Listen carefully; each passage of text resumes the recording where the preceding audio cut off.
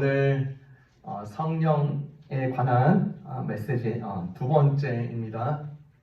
오늘 말씀을 근거로 성령의 중요한 세 가지 확신, 성령의 중요한 세 가지 확신이라는 제목으로 우리 함께 메시지 나누겠습니다. 제가 훈련소 때 있었던 일입니다. 여러분, 훈련소 하면 이미지가요, 딱 있잖아요. 고되고 힘들고, 그렇죠? 그리고 조교들 막 이미지가 있잖아요. 소대장, 중사, 그러니까 이렇게 V 표시 두 개가 이렇게 마크가 된 그분들이 이제 조교 및 이제 훈련을 진행하는 컨덕터입니다.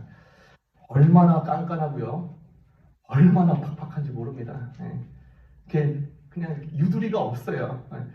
우리의 몸을 단련시키고요, 전원이 다 이제 그 훈련을 잘 마칠 수 있게끔, 그러니까 낙오자가 없게끔 우리를 계속 훈련시키고 도와주고, 정말 그분들도 수고스럽고 노력하는 것이죠. 수료하는 날, 이제 훈련소에 마치는 그 날, 헤어지는 날, 수료하는 날에 뒤도 안 돌아보고요, 안타까운 마음 하나도 없습니다. 빨리 헤어지는 게 좋아요. 그냥 빨리 지금 얼굴도 안 보고 그분한테 다시 가서 수고했습니다, 고맙습니다, 고생했습니다, 이런 인사도 하기도 싫어요. 그냥 나오는 게 더 낫습니다.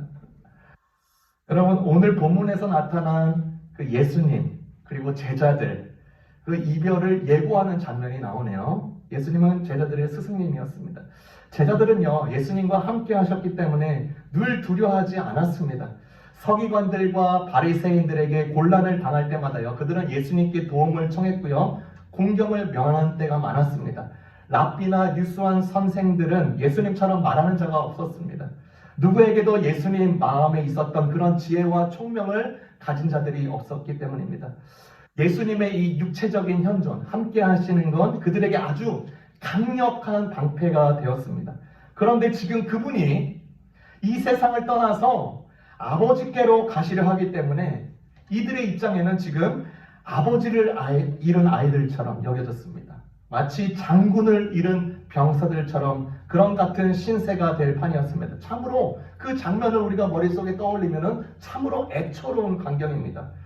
무조건 이 제자들은 예수님의 바지끄댕이라도 잡으면서 예수님 가시면 안 됩니다 해야 될 판이었습니다. 예수님 그 말 취소하면 안 됩니까?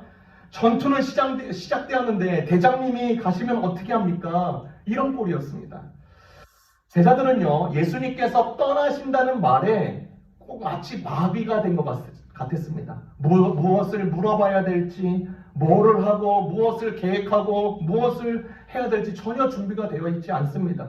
그래서 예수님에게 응당, 물어봐야 할 것도 물어보지 못합니다. 그래서 16장 5절, 6절 보니까 주님 어디로 가십니까? 라도 이런 말조차도 물어보지 못했다. 어안이 벙벙한 것입니다. 어안이 벙벙하다는 이 말이 그들의 상황과 딱 맞았습니다. 예수님께서 덧붙여 말해주시기를, 내가 떠나야 보혜사, 이 보혜사는 위로자, 변호자, 상담자, 이런 뜻입니다. 그 자가 너희에게 오시게 된다. 그러면서 덧붙이시기를 16장 8절에 그분이 오시면 죄와 의와 심판에 대하여 세상이 잘못 생각하고 있는 점을 깨우쳐 주실 것이다 라고 말해줍니다. 성령님께서 주시는 중요한 세 가지 확신을 예수님께서 언급을 해 주십니다. 첫 번째입니다. 불신앙이야말로 죄 중에 죄라는 것입니다. 불신앙이야말로 죄 중에 죄이다. 성령님께서 오셔서 세상이 잘못 알고 있는 점을 깨우쳐 주신다. 책망할 것이다. 그 첫 번째가 죄에 대해서 책망하신다고 말씀하십니다. 어떤 죄를 말하죠? 16절 9절에 죄에 대하여라고 한 것은 사람들이 나를 믿지 않기 때문이며 라고 합니다. 여러분, 아시안 게임이나 올림픽 경기 중에 사격이라는 종목이 있습니다. 이 사격 종목에서 금메달을 따는 방법이 있습니다. 조준을 기가 막히게 잘하면 됩니다. 당일날 컨디션이 좋고요, 잠도 잘 잡고 손도 잘 풀었고 심호흡도 괜찮고 하더라도, 모든 것이 준비되었다 하더라도 조준이 안 되면요, 절대로 메달을 딸 수가 없습니다. 성경에서 말하는 죄들이 많이 언급이 되는데, 성경에서 말하는 죄라는 의미가 어떤 의미냐면 과격에서 벗어난다라는 뜻을 가지고 있습니다. 그러니까 하나님이라는 관역, 예수님과 삶과 사역이라는 관역을 조준하지 않으면서 우리가 쏘아대는 살은 관역 밖으로 꽂힐 때가 많습니다. 그것이 성경이 말하는 죄인 것입니다.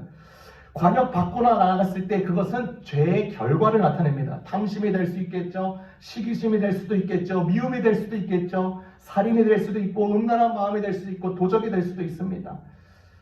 처음부터 관역에서 벗어나지 않기 위해서는 반드시 이 조준을 어떻게 하는가가 더 중요하다는 걸 우리가 알고 있습니다.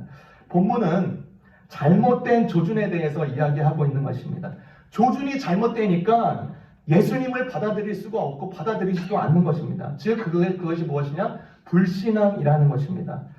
그러면 불신앙을 불러오는 여러 가지 채널들이 많을 수 있어요. 그러니까 잘못된 조준을 하게 되는 원인이 많은 것이 있습니다. 여러 가지겠지만 저는 네 가지를 함께 살펴보고 싶습니다. 첫 번째, 자신이 당면한 처지 때문에 이 불신앙에 빠지게 되는 경우가 있습니다. 하나님을 잘 섬겼던 사람들이요, 나는 하나님에게 이만큼 했는데 나에게 돌아오는 것, 결과물이요, 변변치 않을 때가 많습니다. 나의 경제 상황도 변변치 않고, 갈등은 오히려 해소되지 않고 겹치고 있고, 몸의 병은 줄어들지도 않고 더 강화됐고, 자신의 당면한 처지 때문에 하나님, 나 이만큼 섬겼는데 왜 나에게 돌아오는 결과는 이것뿐인가요? 라고 하면서 불신앙에 빠지는 경우가 있습니다. 점점 한 번, 두 번 멀리 하더니 하나님 말씀 외면하더니 그의 신앙이 벌써 구렁텅이에 빠지는 것입니다. 어떤 경우가 불신앙을 불러옵니까? 거짓 연양 때문에 그렇습니다. 우리가 잘 알고 있는 양치기 소년, 잘 아시죠? 이 양을 잘 치는 소년이 늑대가 나타났다라고 거짓말을 한 것입니다. 근데 늑대가 나타났다, 이 소년이 절규하니까 주변에 온 동네 사람들이 와서 이 아이를 도와주려고 몽둥이를 들고 다 온 것이에요. 그런데 거짓말인 것이 드러났습니다. 며칠이 지나고 나서 이 양치기 소년이 또 거짓말합니다. 늑대가 나타났다. 근데 이 동네 이웃들이요, 또 이 아이를 살려주기 위하여서 몽둥이를 들고 막대기를 들고 온 동네 사람들이 모였어요. 그런데 그것이 또 거짓말인 것이 드러났습니다. 한 달이 지나고 나서 이 아이가 재미가 되는 것입니다. 그런데 정말로 늑대가 그 양 앞에, 자기 앞에 나타난 것입니다. 그러니까 이때는 더 절규하는 거예요. 늑대가 나타났다 라고 말을 하는데 이제 온 동네 사람들이 그것을 거짓으로 알고 도와주지 않더라. 여러분, 수세기를 지나면서 그리스도에게 대한 이제 한편의 진리를 꼬집어내면서 그것을 비틀고 그것을 오류시키고 오동하고 또 그것의 사상을 다른 것에 붙여서 잡합스럽게 연결하고 조작하는 것, 이단이 그렇고요, 사이비가 그렇습니다. 그리고 수많은 종교들이 생겨나니까, 그러니까 좀 웃긴 것입니다. 이 말씀을 근거로 몇 가지만 꼽아서 새로운 종교를 만들고요, 자기네들의 종교가 참인 것이냐, 그렇게 많은 종교들이 만들어나니까 믿지 않는 사람들의 입장에서 한 번도 이 하나님의 말씀에 들어보지 못한 사람들, 예수님에 대해서 들어보지 못한 사람들의 반응은 예수님을 믿는 이 기독교 또한 다른 종교와 똑같겠지, 이 거짓의 영향을 받고 그렇게 애초부터 불신앙을 갖기로 선택하는 사람들이 많이 있습니다. 거짓의 영향 때문에 그렇습니다. 또 어떤 경우에 불신앙에 빠집니까? 잘못된 해석 때문에 불신앙에 빠지기도 합니다. 예전에 제가 사역을 할 때 어떤 교인이 이제 자기의 속마음을 이제 잘 모를 때 이제 이야기한 것입니다. 자기 와이프가 굉장히 이른 나이에 죽은 것입니다. 그분이 나이가 50대 초반, 50대 중반이었습니다. 그러니까 자기 와이프가 굉장히 어릴 때 죽은 것이죠. 그러면서 그가 저에게 이제 말하는 것이 그것입니다. 왜 하나님 이렇게 일찍 데려가셨나요? 라고 지금까지 묻지 않았다고 합니다. 하나님에게. 그러면서 하나님을 멀리한 게 아니라 하나님에 대한 그래도 신앙생활 열심히 하고 하나님에 대한 신뢰가 있었습니다. 저는요, 그것을 묻지 않은 거에 대해서 의아해했습니다. 그리고 그분의 그렇게 정한 그 마음을 존중해 드렸습니다. 왜냐하면 몇 가지 충고나 앞으로 어떻게 살아야 됩니다, 조언을 해드리고 싶었지만 입을 꾹 닫았습니다. 오히려 그게 더 나을 거라 생각했기 때문입니다. 여러분, 사실 잘못된 해석으로, 잘못된 신앙의 해석으로 인하여서 살아가는 사람들이 많습니다. 우리 성경에 나오는 욥의 친구들이 그렇습니다. 이 사람들이요, 신앙의 연륜이 낮은 자들이 아닙니다. 신앙적으로 굉장히 성숙한 자들이에요. 하나님을 알았던 사람들입니다. 하나님에 대한 신앙을 전했던 사람들입니다. 그런데 이 사람들, 욥의 친구들은 도덕 질서에 의해서만 판단을 했습니다. 하나님이 도덕 질서라는 이것보다, 이 기준보다, 이 범주보다 더 크신 하나님이라는 것을 절대로 넘기지 못했습니다. 도덕 질서 안에 계신 갇힌 하나님으로서만 하나님을 알았고, 그것을 욥에게 설명해 주면서 너 다시 한번 생각해봐. 인과응보, 권성진화, 너 잘못한 것이 있지 않은지 잘 생각해보고 회개했으면 좋겠다. 이렇게 잘못된 해석으로 그렇게 살아가는 사람들. 사실 그 욥의 마지막 부분에 보면은 하나님은 욥이 옳았다고 하고 이 욥의 친구들은 틀렸다라고 말을 합니다. 잘못된 해석으로 불신앙에 더욱더 빠지게 되는 위험이 있다. 또 마지막으로요, 어떤 경우에 불신앙에 빠지냐면 우상 때문에 그렇습니다. 이 우상이라는 것은 이렇게 겉에 보이는 형태만이 우상이 아닌 것입니다. 우리 내면에 자리 잡힌 것도 우상이 될 수 있는 것입니다. 이스라엘 백성들이요, 광야 생활을 합니다. 광야가 어떤 것이죠? 말 그대로 마트가 없습니다. 편의점이 없어요. 광야는요, 하나님이 주셔야 살 수 있고 하나님이 공급하신 가운데 살 수 있는 것입니다. 그런데 그곳에서 금송아지를 만듭니다. 자기 자신 속에 있는 우상이요, 겉의 형상으로 나오는 것입니다. 애굽에서 그들이 살면서 노예 생활하면서 계속 매일매일 보던 금송아지 형상이 생각이 나는 것입니다. 그러니까 우리 하나님은 이것과 똑같겠다. 그러면서 그 안에 내면으로서 어떤 생각을 가지고 이 형상을 만드냐면, 금이 있어야 살지, 금이 있어야 대우받지, 금이 있어야 노후가 보장되지, 금이 있어야 자녀들에게 무시받지 않지. 금이 나오길 원하는 마음에서 만든 이 금송아지는 결국이요, 이 금송아지 자체가 우상이 아닌 것이라 자기 자신이 우상이었음을 드러내는 것입니다. 전적으로 자신을 높이는 우상일 수밖에 없는 것이 이 금송아지 사건인 것입니다. 자신을 우상화하면 반드시 불신앙에 빠지게 되어 있습니다. 성령님께서는요, 중요한 확신 중에 한 가지인 이 죄에 대한 확신을 주시는데, 죄에 대한 철저한 인식을 하도록 도와주신다고 하십니다. 사람들이 죄를 확신해야 된다는 것은 절대적으로 필요한 것입니다. 교회에서요, 혹은 목회상에서, 혹은 신학 쪽에서도 인기 있는 내용을 말하자면 이런 것과 같습니다. 인기 있는 내용 여러 가지가 있겠지만 설교단에서, 강단에서, 메시지에서 인기 있는 내용들, 이런 것과 같습니다. 사람들에게 하나님의 인자하심을 확신시켜라. 저들에게 보편적인 부성을 보여주며 무한한 자비를 확신시켜라. 그들을 하나님의 사랑으로 복전시키려 하되 속죄의 필요성이나 죄에 대한 하나님의 진노나 징벌에 대한 가능성 등은 아예 언급도 하지 말라라. 불쌍한 인간들의 실수를 나무라지 말아라. 심판하거나 정죄하지 말아라. 마음을 살피거나 낙담하고 슬퍼하도록 유도하지 말아라. 위로하고 격려를 하되 비난하거나 위협하지 말아라. 이것은요, 인간적인 방법입니다. 그렇지만 하나님의 성령의 방법은 완전히 다른 것입니다.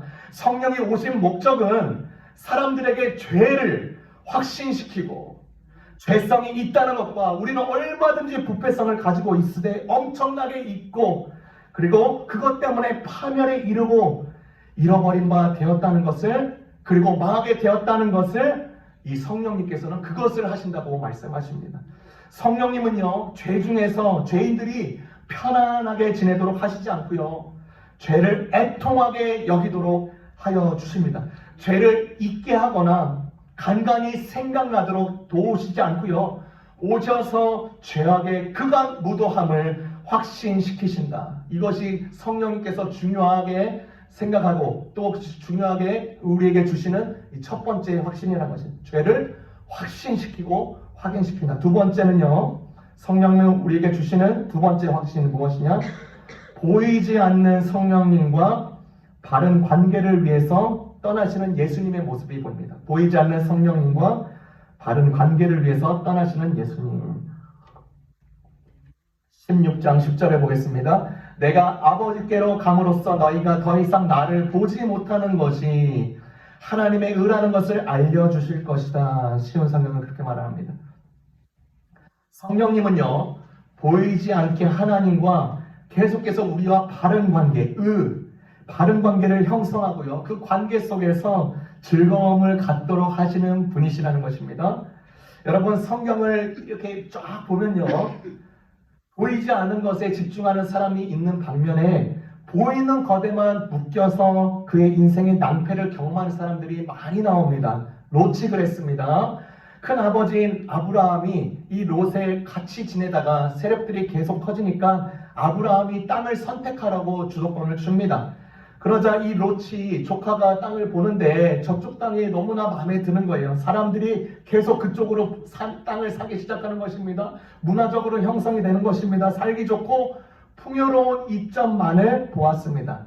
근데 우리가 잘 알다시피 그 땅은 심판의 땅인 소돔과 고모라 땅이었습니다.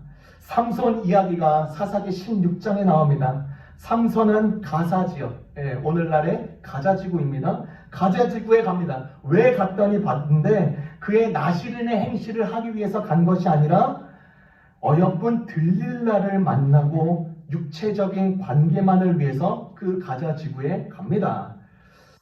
여러분, 온 세계가 계속 시끄럽습니다. 이스라엘과 가자지구 하마스 단체이죠. 이 하마스 단체의 뿌리를 보면 블레셋입니다. 블레셋. 여러분, 성경에 보면은 이스라엘과 블레셋의 내용이 많이 나옵니다. 블레셋은요, 이스라엘에게 계속 가시 같은 역할을 했습니다. 이스라엘도요, 계속 이 사람들을 괴롭히는 내용도 나와요. 이스라엘과 블레셋 역사의 이 역사가 결국 보면은 보이는 것, 주도권 싸움을 위해서 계속 그렇게 하는 것입니다. 주도권 싸움을 위해서 수천 년간 그 역사가 증명되어 왔습니다. 여러분, 1차 중동 전쟁이 이스라엘 건국을 위해서 이루어졌습니다. 2차 중동 전쟁이 수에즈 전쟁이었습니다. 3차 중동 전쟁이 6.1 전쟁이었는데 이때 완전히 이스라엘이 승리를 잡으면서 골란고원과 서안지구, 가자지구, 시나이 반도 모든 그곳을 이스라엘 영토로 편입시킵니다. 계속 그렇게 주도권을 위해서 싸워가는 것. 여러분, 그 주도권을 위해서 보이는 것만을 위해서 계속 그런 모습들이 나온다는 것이죠. 그 가나안 정복 때의 일입니다. 하나님께서 한 가지 명을 하셨습니다. 그 가나안 땅에 도착했을 때 그 거민들을 진멸하라는 것입니다. 그 진멸을 지시하셨는데 그러나 이스라엘 백성들은요, 그들을 완전히 멸하지 않습니다. 자기들의 생각에 그들을 살려두고 그들을 하인 노릇하게 하고 종노릇하게 하고 그들에게 좋은 거 빼먹고 그렇게 하면은 되는 것입니다. 그리고 그들과 결혼해서 피차 왕래하고 이렇게 지내면 그분들도 살리고 우리도 더 좋은 것 아니냐. 하나님의 말씀을 더 하드하게 여겼습니다. 그러면서 여호수아 23장에 그런 내용이 나오죠. 이렇게 함으로써 이스라엘에게 그들이 올무와 덫이 되며 옆구리에 채찍과 눈에 가시가 되고 말았다. 자기들이 보기에는요, 살려두는 게 100번, 1000번, 10,000번 옳다라고 여겼는데, 왜냐하면 보이는 것이 좋기 때문에 그렇습니다. 그런데 보이지 않는 하나님의 명이 판단 미스라고 여기면서 그렇게 뒤에다가 이렇게 둔 것이죠. 뒤에 처박아 놓은 것입니다. 여러분, 이런 모든 것들을 보면 땅이 빼앗기고 수많은 것이 약탈해 가더라도 그 안에 알맹이가 온전히 살아있습니다. 보이는 것이 않는 것이, 보이지 않는 것이 살아있으면 그것이 계속 견디기만 하면은 결국에는 사는 것입니다. 땅은요, 하나님의 것이기에 언제든지 그들에게 다시 주시는 것입니다. 여러분, 포로기한을 생각해보면 그래요. 그들이 완전히 멸망당한 줄 알았어요. 그런데 하나님은요, 바벨론을 쓰셔서 그들이 다시 땅을 되찾게 해주시는 것입니다. 이런 것을 볼 때 보이는 것은요, 보이지 않는 것을 지배하는 것이 아니라는 것입니다. 보이지 않는 것이 보이는 것보다 우선한다는 것을 알 수 있어요. 여러분, 우리나라를 생각해 봅시다. 우리나라 핍박을 정말로 많이 받은 나라였습니다. 땅도 빼앗겼어요. 주권도 없어지는 것입니다. 복싱 경기로 예를 들자면요, 무지하게 맞고 있는 것입니다. 완전히 그로기 상태, 이 방어할 힘도 없어가지고 이제 팔도 거의 다 내려갔을 때 이제 진짜 죽었다 처지까지 간 적이 한두 번이 아니었습니다. 그럴 때 믿음의 사람들, 올바른 사상가들, 조국을 위한 열사들이여 믿음뿐 아니라 이 한국인의 정신을 항상 고취시켜 주셨습니다. 그래서 우리가 나라 주권을 다 빼앗겼을 때 정말로 나라가 완전히 망할 그때쯤, 여러분 그때 평양 대붕이 있었습니다. 1907년에. 정말로 그때 어떻게 살아야 될지 몰랐을 때 성령님이 강하게 역사하셨습니다. 이 한국 땅 가운데요. 그래서 일본인 신학자이자 목사님이 우찌무라 간조라는 분이 있었습니다. 이때 이러한 현상들을 보면서 우리나라에 대해서 이렇게 말을 했습니다. 나라는 이 한국, 나라는 이렇지만 하나님의 군대는, 하나님의 나라는 얻었으며 군대는 이렇지만 성령의 군대로 일어설 것이고 이 나라는 아시아를 대표하는 나라로 설 것이다. 여러분, 우리가 증인이지 않습니까? 한국이요, 이제 모르는 사람 없어요. 옛날에는 지도에서 어디냐라고 막 지도에도 안 나왔어요. 그런데 이제 한국 하면 굉장히 높여주고요. 이 김구 선생님과 이 우치무라 간조 선생님, 목사님, 이들이 했던 말들이요, 정말로 예언처럼 일어나고 있는 상황 속에서 우리가 살고 있는 것입니다. 되돌아볼 때 인간을 정말 인간답게 해주는 것, 나라를 정말 나라답게 해주는 것, 성도를 진정 성도답게 해주는 것은 눈에 보이는 외적인 것이 아니라 본질적으로 정신적인 것들, 내적인 것이라는 것을 우리가 다시 한번 확인할 수 있습니다. 오늘 본문의 7절과 10절을 함께 보십시다. 7절에 내가 너희에게 실상을 말하노니 내가 떠나가는 것이 너희에게 유익이라. 그는 떠나가는데도요, 예수님은 자기의 유익 때문에 가는 것이 아닙니다. 이 모든 남아있는 사람들이 너희에게 유익이라고 말을 합니다. 내가 아버지께 감으로써 너희가 더 이상 나를 보지 못하는 것이 하나님의 의라는 것을 알려주실 것이다. 10절. 여러분, 육신을 입고 오신 예수님께서 떠나가시는 것이 우리 인간들에게 유익이라고 하십니다. 왜일까요? 영원하신 영이신 하나님을요, 육신의 눈이 아니라 영혼의 눈으로만 바르게 만나볼 수가 있기 때문입니다. 형체를 갖고 계신 주님께서는요, 떠나심으로 성령님을 통해서 우리의 영혼의 눈을 열어주시겠다고 말씀해 주시고 계시는 것입니다. 잘 알다시피 우리는요, 실제로 이 상황을 다 보면요, 주님과 제자들의 관계를 볼 때 주님께서 눈에 보이는 몸으로 이 땅에 계시는 동안에 주님을 바르게 알고 바르게 믿었던 사람은 단 한 사람도 없습니다. 사람들은 모두 한결같이 자기 편한 대로 예수님을, 주님을 잘못 알았거나 잘못 오해하고, 그리고 제자들도 그렇게 그런 처지였습니다.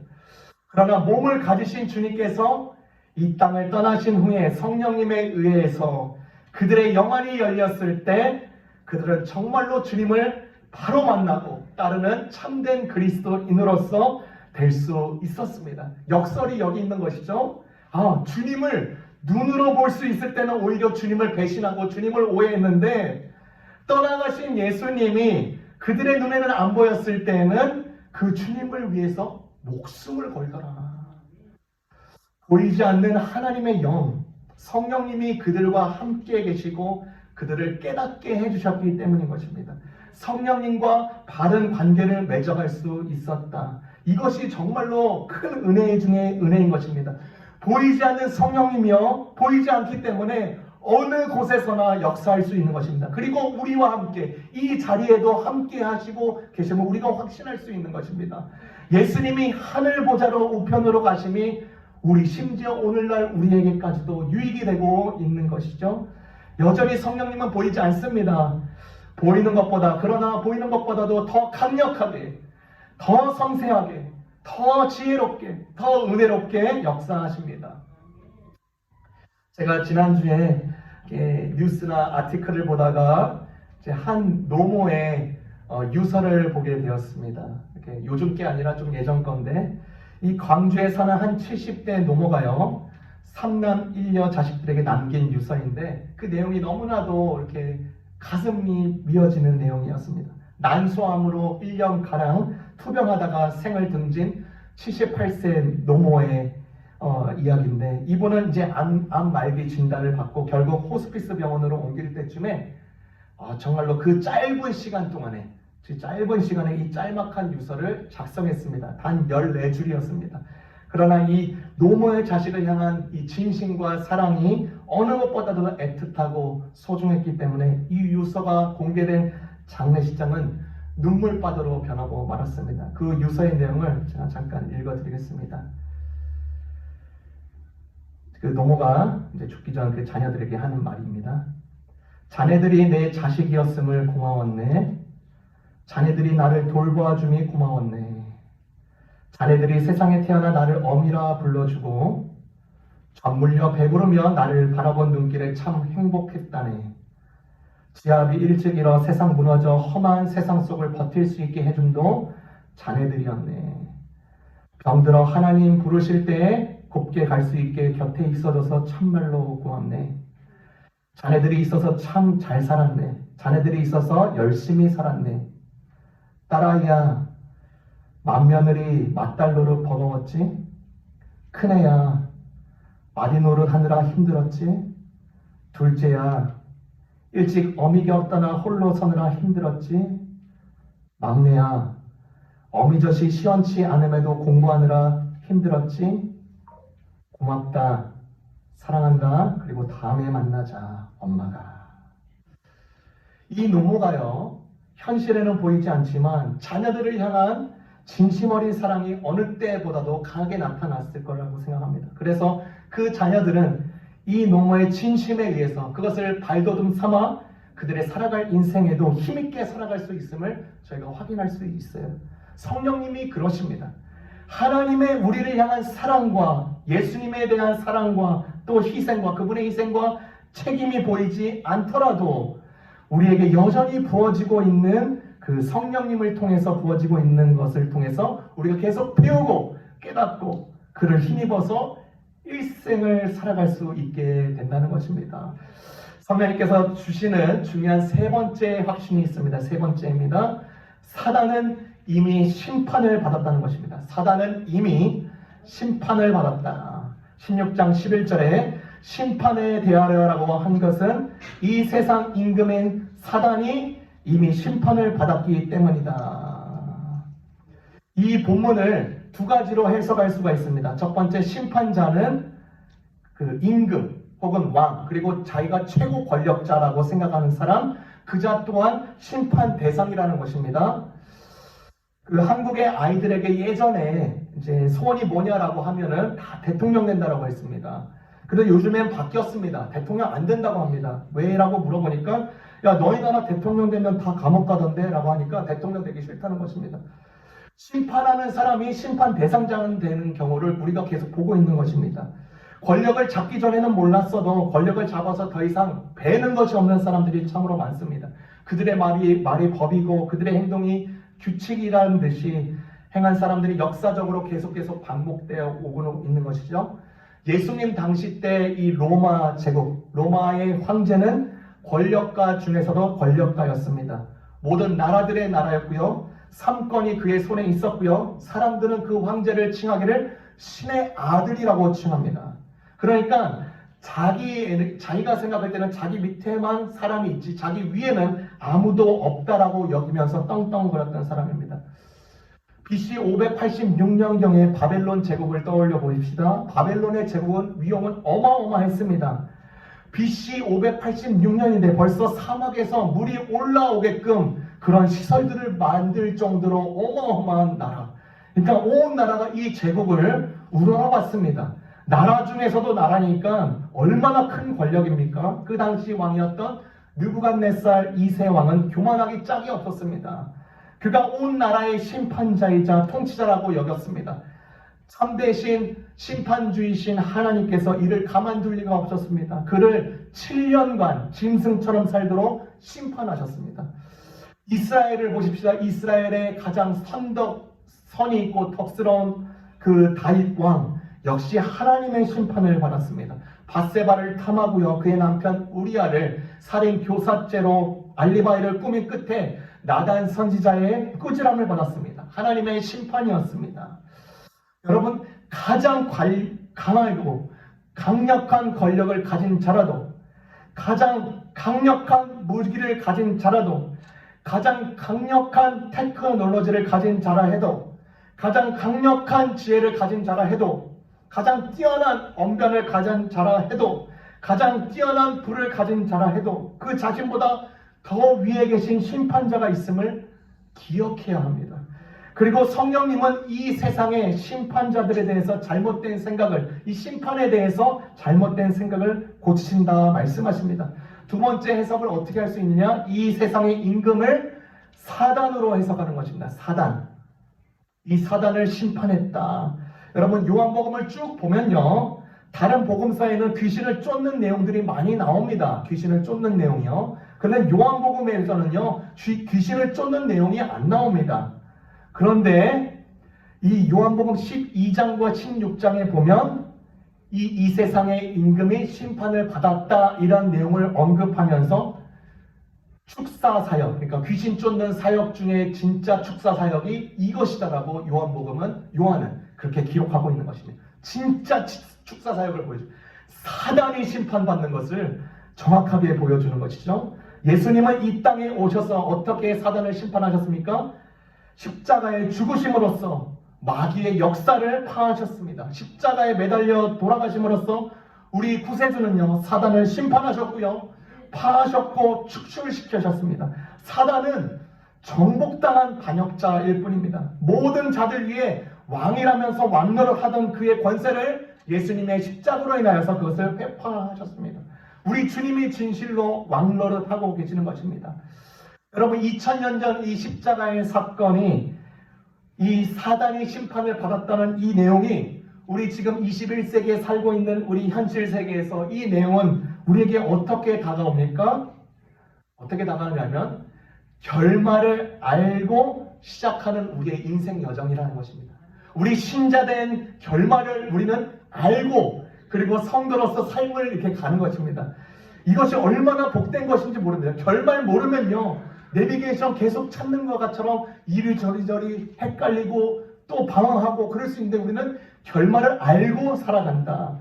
이것을 좀 더 쉽게 설명하자면요, 여러분, 영화 기법 중에서요, 라이언 일병구하기라든지 소설로 된 영화를 원작으로 한 이 영화를 보면, 이게 첫 장면에 70대 노인이 현실 세계에서 커피를 마시면서 자녀들 앞에서 자기의 20대, 30대에 일어났던 이야기를 읊기 시작합니다. 그러면서 이제 그 영화의 화면이 그 할아버지의 20대, 30대로 확 화면 전환이 일어납니다. 그리고 그때부터 이제 영화를 계속해서 전개해 나가는 거죠. 그러면서 70대까지. 마치 이것과 같아요. 이미 결말을 말해놓고, 이미 결말을 알고 그 과정들을 우리가 음미하고 살펴보는 것입니다. 이미 승리하신 예수 그리스도를 믿고 신뢰하고 따르라는 것입니다. 여전히 사단은요, 정말로 괴랄하고 정말로 영악해서요, 우리의 연약을 깔보기도 하고 믿는 자를 향해서 비웃고 있는 때가 많습니다. 그런데 이미 사단은 패배했습니다. 이미 결정이 났어요. 사단은 이미 심판을 받았습니다. 번복되지가 않는 것입니다. 이미 그리스도로 인해서 승리를 얻은 이 성도라면 무엇이 두렵겠습니까? 성령님은 이 심판에 대한 메시지를 우리에게 끊임없이 생각나도록 도우십니다. 그래서 사단이 정죄가 있을 때 너 이미 심판받았잖아, 너 이미 패배자야, 나는 예수님과 함께 승리한 자야 라고 하면서 신자로서 과정을 겪게 하십니다. 물론 이 신자로서, 믿는 자로서 과정은 여전히 고되고 힘들 수 있습니다. 흔들릴 때도 있어요. 그러나 패배는 없습니다. 패배는 없는 것이요, 이렇게 좋으신 성령님께서 세상이 잘못 생각하고 있는 점, 죄와 의와 심판에 대하여 바르게 알려주고 지금도 우리 안에 확신케 하십니다. 이 참된 진리 안에 거더록 우리와 함께 하시는 성령님의 그 높고 높은 은혜를 또한 다시 한번 붙잡고 기억하며 이것을 토대로 승리하는 주님의 사람들 되시기를 주님의 이름으로 축원합니다. 기도하겠습니다.